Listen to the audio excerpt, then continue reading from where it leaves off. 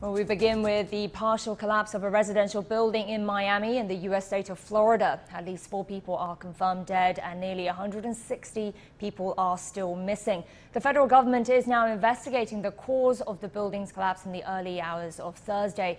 Let's go to our correspondent Giles Gibson, who's on the scene for us. Giles, what's the latest there?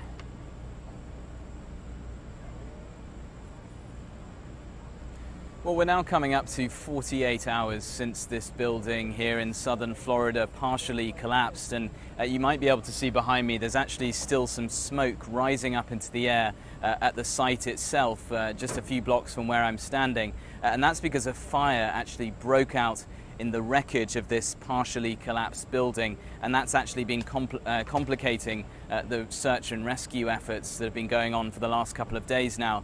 Of course, for the relatives of the missing, this has just been an agonizing couple of days. Take a listen to Pablo Rodriguez, whose mother and grandmother are still missing.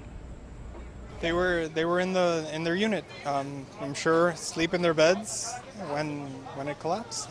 They were just the tower went down. We're completely devastated. Like as I mentioned, for us, hope kind of went out as soon as we saw the video because her tower went down and the other tower fell on top of it. So we have official word. We're still trying to hold on to whatever hope remains, but realistically, we know that they're gone.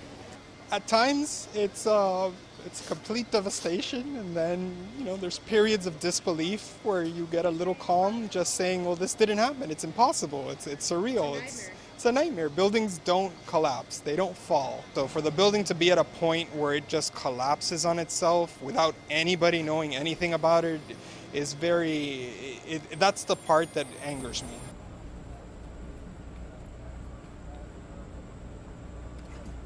And of course, Pablo's grandmother and mother are amongst the almost 160 people who are still missing just a couple of days now since this terrible tragedy occurred. And it's heartbreaking to hear. Giles, do we know anything yet as to why the building collapsed? It's still very early days. We're very much still in the search and rescue stage of this operation. Search and rescue workers are actually combing through the rubble with their hands, with their gloves, just trying to find any sort of sign of life, any sort of sign of a survivor who might still be trapped in the rubble. We have been told that they have been hearing some sort of sounds coming from the debris, but that could just be, pieces of concrete or other pieces of debris just moving in around there rather than a survivor trapped somewhere down there.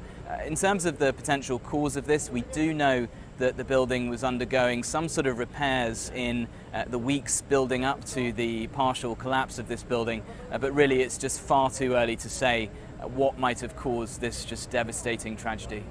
Okay, thank you so much, Giles Gibson, live for us on the site of the collapsed building in Surfside, Florida.